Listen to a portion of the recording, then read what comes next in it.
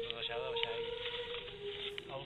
aquesta cova se sap segur que havia tingut ocupació humana, està de cara a llevant, vol dir que al matí hi tocava el sol, és un bon lloc com a ocupació de l'home prehistòric, i se sap perquè a la riera s'ha trobat alguna punta de sílex i algunes restes, però té un problema, que la riera ha anat emportant-se, en temps d'aiguat, s'ha anat emportant els sediments de la cova, dins la cova. Com que baixa molta força i pica aquí a l'entrada, s'ha anat muntant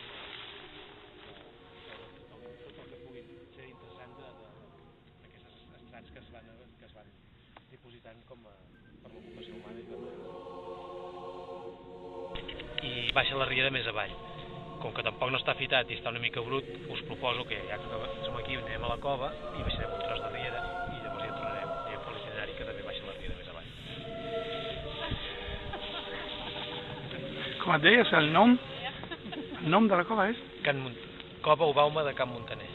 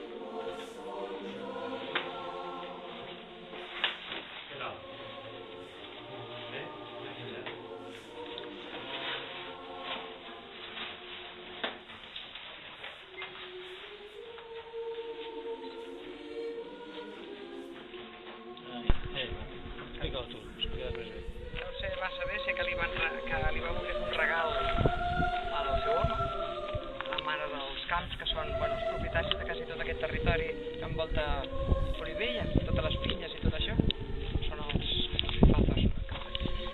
I els pares, que ja es van morir l'any passat, la mare, li va regalar a ell, o al contrari, això és el que no me'n recordo, al contrari, és el regal a ella. No a ella, la plantació d'aquests pins pinyers.